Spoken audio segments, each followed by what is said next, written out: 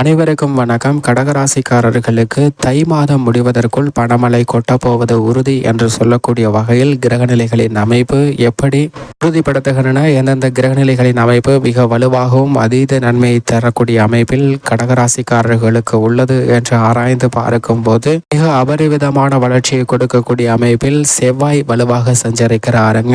குரு சுக்கிர மங்கள யோகமானது மிகவும் அபரிவிதமாக கிடைக்கிறது. குரு மங்கள யோகம் நிறைந்து கிடைக்கக்கூடிய இந்த தருணத்தில் புதிதாக சொத்துக்கள், நிலம் மற்றும் ஆடை ஆபரண சேர்க்கை போன்றவை கிடைப்பதற்கான அதிர்ஷ்ட யோக வாய்ப்புகள் உண்டு. மோட்சக்காரகரான கேது 3ல் இருப்பது முன்னேற்றத்திற்கு முட்டுக்கட்டையிடக்கூடிய அனைத்து காரியங்களையும் தகர்த்தெறிகிறது. அது மட்டுமல்லாது சுக்கிரன், புதன் போன்ற கிரகநிலைகள் 7ஆம் இடத்தில் வந்து இணைவது மிக பெரிய அளவில் எதிர்பார்ப்புகளை பூர்த்தி செய்யக்கூடிய ஒரு இனிமையான தருணமாக கடகராசிக்காரர்களுக்கு அமைவதற்கான வாய்ப்பும் யோகமும் தை மாதத்தில் நிரம்பி கிடைக்கிறது என்பதை தெளிவாக உறுதிப்படுத்துகின்றன கிரகநிலைகள் அமைப்பு. கடகராசிக்காரர்களுக்கு தை மாதம் முடிவதற்குள் பணமழை கொட்டப்போவது உறுதி என்று சொல்லக்கூடிய வகையில் பல கிரகநிலைகள் மிக வலுவாகவும் நன்மை அதீதமாக கொடுக்கக்கூடிய வலுவான அமைப்பில் சஞ்சரிப்பதன் காரணமாக பொருளாதார ரீதியான முன்னேற்றம் கிடைக்கக்கூடிய ஒரு சிறந்த மாதமாக இந்த தை மாதம் அமைய போகிறது. இந்த மாதத்தின் துவக்கத்தில் இருந்து இறுதி வரைக்குமே நல்ல மகிழ்ச்சியும் புத்துணர்ச்சியும் பெறக்கூடிய ஒரு சிறந்த மாதமாக அமைவதற்கான வாய்ப்பும் யோகமும் மிக அபரிவிதமாக கிடைக்கக்கூடிய ஒரு தருணமாக பார்க்கப்படுகிறது. ஏனென்றால் நவகிரகங்களிலே மனித வாழ்வில் மிகப்பெரிய மாற்றத்தையும் தாக்கத்தையும் ஏற்படுத்தி கொடுக்கக்கூடிய சக்தி வாய்ந்தவராக பார்க்கக்கூடியவர் சனி பகவான். அப்படிப்பட்டவர் கும்ப ராசியில் மிக வலுவாக அமர்ந்து சஞ்சரிக்கும் போது குடமாய் நன்மை கொடுக்கக்கூடிய அமைப்பில் சஞ்சரிப்பாருங்க. கும்ப ராசியில் ஆட்சி பலம் பெற்று சஞ்சரிக்கக்கூடிய சனியின் அமைப்பு பல்வேறு வகையான சிரமங்கள், தடைகளை நீக்கி நல்ல வளர்ச்சியும் முன்னேற்றத்தையும் நிறைந்து கொடுக்கக்கூடிய ஒரு அமைப்பாக பார்க்கப்படுகிறது. நவகிரகங்களிலே மிக முக்கியமானவராக இருக்கக்கூடிய சனி ஆட்சி பலம் பெற்று சஞ்சரிப்பது பல வகையில முன்னேற்ற வாய்ப்பை நிறைந்து கொடுக்கக்கூடிய ஒரு தருணமாகவும் பணமழையில் நனைவதற்கான வாய்ப்பையும் யோகத்தையும் ஜீவனாதிபதியாக இருக்கக்கூடிய சனி பகவான் நிறைந்து கொடுக்க போகிறாருங்க. எனவே உத்தியோக ரீதியாக வேலை வாய்ப்பு, நிரந்தர வேலை வாய்ப்பு, தடைகளை சந்தித்த சூழ்நிலையில் நல்லதொரு மாற்றம் ஏற்படுகிறது. தொழில்துறை, வியாபாரத்துறையில் அசுர வளர்ச்சி பெறுவதற்கான வாய்ப்பும் யோகமும் நிறைந்து கொடுக்க போகிறார் சனி. இது உண்மையில் வரவேற்கத்தக்க ஒரு அமைப்பாக பார்க்கப்படுகிறது. அது மட்டுமல்லாது இந்த தருணத்தில் மிக வலிமை வாய்ந்த குருவும் அவரது நட்பு கிரகமான செவ்வாயின் ஆட்சி வீடான மேசராசியில் அதீத நன்மைகளை கொடுக்கக்கூடிய வலுவான அமைப்பில் சஞ்சரிக்கிறாருங்க. குரு மேசராசியில் சஞ்சரிப்பது எதிர்பாராததை விட நிறைந்த நன்மையும் பல்வேறு வகையான அதிர்ஷ்ட யோக வாய்ப்புகளையும் நிறைந்து கொடுக்கக்கூடிய ஒரு சிறந்த தருணமாக அமைகிறது என்பதை தெளிவாக உறுதிப்படுத்துகிறாருங்க. அதிவிரைவாக அனைத்து விதமான நன்மைகளையும் அள்ளி கொடுக்கக்கூடிய தன்னிகரற்ற ஒரு அமைப்பில் சஞ்சரிக்கிறாருங்க. குரு முழு சுபகிரகமாகவும் தோஷமற்றவராகவும் இருக்கக்கூடிய குரு மிக வலுவாக சஞ்சரிப்பது குடும்பத்தில் பல்வேறு வகையான நல்ல பல சுப நிகழ்வுகள் நடைபெறுவதோடு மட்டுமல்லாது திருமணம், குழந்தை பாக்கியம் நிறைந்து கிடைக்கக்கூடிய யோகம் நிறைந்த அதிர்ஷ்டம் நிறைந்த தருணமாக மாற்றுகிறாருங்க. குரு பகவானுடைய சுப பார்வையும் மிக அதீதமாக கிடைப்பதால் இந்த தருணத்தில் நீங்கள் திட்டமிட்ட காரியங்களை மிக எளிதாக செய்து முடிக்கக்கூடிய வாய்ப்பும் யோகமும் நிறைந்து கிடைக்கிறது. அது மட்டுமல்லாது நிழல் கிரகங்கள் மனித வாழ்வில் நிஜ வாழ்க்கையில் மிகப்பெரிய மாற்றத்தை ஏற்படுத்தி கொடுக்கக்கூடிய வலுவான அமைப்பில் சஞ்சரிக்கின்றன. ஏனென்றால் ராகு, கேது ஆகிய 2 கிரகநிலைகளும் தனது சமகிரகமாக இருக்கக்கூடிய புதன் மற்றும் குருவின் ஆட்சி வீட்டில் சஞ்சரிக்கின்றன. குருவின் ஆட்சி வீடான மீன ராசியில் ராகு சஞ்சரிக்கிறார். புதனின் ஆட்சி வீடு உச்ச வீடான கன்னி ராசியில் கேது சஞ்சரிக்கிறாருங்க.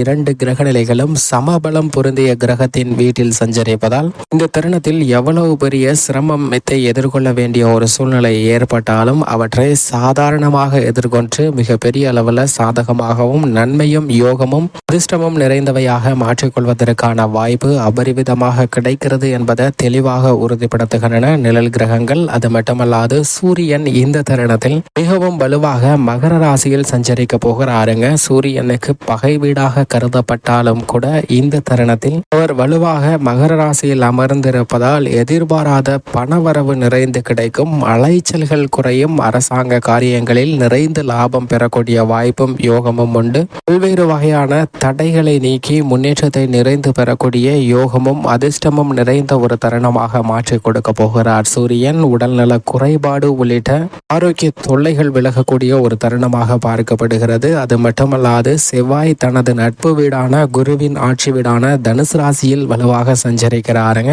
செவ்வாய் தனுசு ராசியில் சஞ்சரிப்பது பல வகையில தன ரீதியான முன்னேற்ற வாய்ப்புகள் நிறைந்து கிடைக்கக்கூடிய ஒரு சிறந்த அமைப்பாக பார்க்கப்படுகிறது.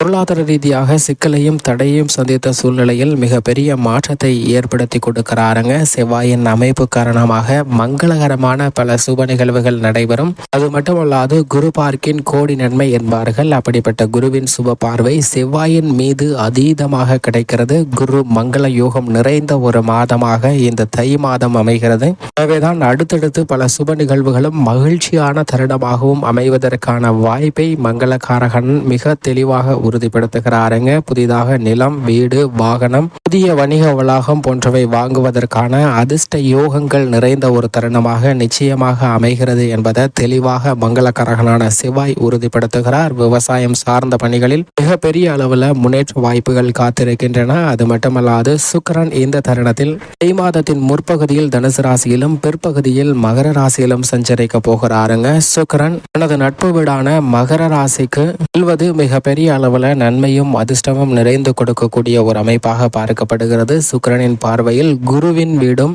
சம வீடாக தான் பார்க்கப்படுகிறது. எனவே சம பலம் பொருந்திய குருவின் ஆட்சி வீட்டிலும் நட்பு கிரகமாக இருக்கக்கூடிய சனியின் ஆட்சி வீட்டிற்கும் மாறுவது இந்த தருணத்தில் சுக்கிரன் பல பொருளாதார ரீதியான வாய்ப்புகளையும் மனமலையில் நடையக்கூடிய அதிர்ஷ்ட யோக வாய்ப்பை நிறைந்து கொடுக்க போகிறாருங்க. சுக்கிரனுடன் சந்திரன் இணையும் போது அதற்கான வாய்ப்பும் யோகமும் இந்த தருணத்தில் நிறைந்து கிடைக்க போகிறது. எனவே இந்த சந்தர்ப்பத்தை சரியாக பயன்படுத்திக் கொள்ளுங்கள். வித்தியாக்காரராக இருக்கக்கூடிய புதனும் பிற்பகுதியில் தனுசு ராசியிலும் பிற்பகுதியில் மகர ராசியிலும் சஞ்சரிக்க போகிறார். தெளிந்த அறிவாற்றலும் அறிவு திறனும் மிக அதீதமாக கிடைக்கக்கூடிய இந்த தருணத்தில் மிக சவால் நிறைந்த காரியங்களை கூட எளிமையாக செய்து முடிக்கக்கூடிய வாய்ப்பும் யோகமும் மிகவும் அபரிவிதமாக நிறைந்து கிடைக்கிறது என்பதுதான் யதார்த்தமான உண்மையாக பார்க்கப்படுகிறது. சந்திரனின் அமைப்பை பொறுத்த வரைக்கும் அஷ்டமத்தில் சஞ்சரிக்கும் போது மட்டும் விழிப்புணர்வுடன் இருக்க வேண்டும். மற்ற தருணங்கள்ல நிறைந்த நன்மையும் முன்னேற்றமும் அபரிவிதமாக அள்ளி கொடுக்கக்கூடிய ஒரு வலுவான அமைப்பில் சந்திரன் வீற்றிருக்கிறாருங்க. தை மாதம் முழுவதும் மிகப்பெரிய மாற்றத்தையும் முன்னேற்றத்தையும் நிச்சயமாக அள்ளி கொடுப்பார். அது மட்டுமல்லாது இந்த தை மாதத்தில் பொங்கல் பண்டிகை, தைப்பூசம் உள்ளிட்ட பல மகிழ்ச்சி நிறைந்த தருணங்களாக அமைவதால் எதிர்பார்த்ததை விட பண வரவு அதிகரிக்கும். அது மட்டுமல்லாது சூரியனும் சந்திரனும் இணைந்து தை அமாவாசையானது வரக்கூடிய ஒரு தருணம் இருப்பதால் இந்த தை அமாவாசைக்கு பிறகு மிக பெரிய அளவில் முன்னேற்ற வாய்ப்புகள் கிடைக்கும். தை அமாவாசையை தவற விட்டுவிட வேண்டாம். முன்னோர்களின் தர்ப்பணம் வழிபாடும் இந்த மாதத்தில் மேலும் கூடுதலாக பணவரவை அதிகரிப்பதற்கான வாய்ப்பையும் சாத்தியக்கூறுகளையும் நிறைந்து கொடுக்க போகிறது என்பதை உணர்ந்து செயல்பட்டால் நிச்சயமாக பணமலை கொட்டப்போவது உறுதி என்று சொல்லக்கூடிய வகையில் பல நன்மைகள் நிறைந்து கிடைக்கும். இப்படி இந்த தை மாதத்தில் கிரகநிலைகளின் அமைப்பு இருக்க கடகராசிக்காரர்களின் குடும்ப சூழ்நிலையை பொறுத்த வரைக்கும் முழு சுபகிரகமாகவும் ராசியின் ராஜ யோகாதிபதியாக இருக்கக்கூடிய குரு ஜீவனஸ்தானத்தில் அமர்ந்திருக்கிறாருங்க. லாபஸ்தானத்தை நோக்கி பயணித்துக் கொண்டிருக்கிறார். எனவே குருவின் அமைப்பு காரணமாக பல நன்மையும் அதிர்ஷ்டமும் யோகமும் நிறைந்த ஒரு தருணமாக நிச்சயமாக கடகராசிக்காரர்களுக்கு அமைய போகிறது என்பதை தெளிவாகவும் துல்லியமாகவும் உறுதிப்படுத்துகிறார். அது மட்டுமல்லாது குரு 2, 4, 6 ஆகிய இடங்கள்ல பார்ப்பதால் பல தடைகள் தாமதங்கள் அனைத்தும் தகர்த்தெறியப்பட்டு நல்ல வளர்ச்சியும் முன்னேற்றமும் நிறைந்து கிடைக்கக்கூடிய ஒரு அதிர்ஷ்டம் நிறைந்த ஒரு தருணமாக பார்க்கப்படுகிறது. சனி அஷ்டமத்தில் இருந்தாலும் அவர் அஷ்டமாதிபதியாக இருப்பதால் பெரிய அளவிற்கு சிரமத்தை எதிர்கொள்ள வேண்டிய ஒரு சூழ்நிலை நிச்சயமாக இயலாது. அதே சமயம் நிறைந்த மாற்றமும் பல நிரந்தர வேலை வாய்ப்பு உள்ளிட்ட பல நன்மைகள் நிறைந்து கிடைப்பதற்கான வாய்ப்பை நிச்சயமாக உறுதிப்படுத்துகிறாருங்க. ஏனென்றால் செவ்வாய் மிக வலுவாக ரூணரோக சத்ருஸ்தானத்தில் அமர்ந்திருப்பதால் திருமணம் உள்ளிட்ட பல்வேறு விதமான சுப நிகழ்வுகள் இனிமையாக நடைபெறும். அது மட்டுமல்லாது திட்டமிட்டதை விட புதிதாக நிலம், வீடு, வாகனம் வாங்குவதற்கான அதிர்ஷ்ட யோக வாய்ப்புகள் நிறைந்து கிடைக்கக்கூடிய ஒரு இனிமையான தருணமாக மாறுகிறது என்பதை தெளிவாக உறுதிப்படுத்துகிறாருங்க. செவ்வாய் நிழல் கிரகமாக உள்ள ராகு கேது கடகராசிக்காரர்களுடைய வாழ்வில் மிகப்பெரிய மாற்றத்தை ஏற்படுத்தக்கூடிய நன்மை நிறைந்த அமைப்பில் சஞ்சரிப்பதால் சனியால் ஏற்படக்கூடிய பல சங்கடங்களும் விலகுகிறது. ராகுவால் திடீர் அதிர்ஷ்ட யோக வாய்ப்புகள் உண்டு. மோட்சக்காரகரான கேது 3 இருப்பதால் எதிர்பார்த்ததை விட மிக சிறப்பான வளர்ச்சி வளர்ச்சியும் முன்னேற்றமும் நிறைந்து கிடைக்கக்கூடிய ஒரு இனிமையான தருணமாக அமைய போகிறது என்பதை தெளிவாக உறுதிப்படுத்துகிறாருங்க. சூரியன் எதிர்பார்ப்புகளை பூர்த்தி செய்யக்கூடிய 7ஆம் இடத்தில் சஞ்சரிக்கிறார். அவருடன் இந்த தருணத்தில் சுக்கிரன் புதன் போன்ற கிரகநிலைகள் இணைவதற்கான வாய்ப்பு உருவாகிறது. எனவே சுக்கிரன் 7ற்கு வருவது எதிர்பார்ப்புகளை பூர்த்தி செய்யக்கூடிய ஒரு அமைப்பாக பார்க்கப்படுகிறது. எதிர்காலத்திற்காக இந்த தருணத்தில் நல்ல பல திட்டங்களை ஆக்கப்பூர்வமாக செயல்படுத்துவதற்கான வாய்ப்பு நிறைந்து கிடைக்கிறது. புதனும் மிக வலுவாக தெளிந்த அறிவாற்றலை கொடுக்கிறார்.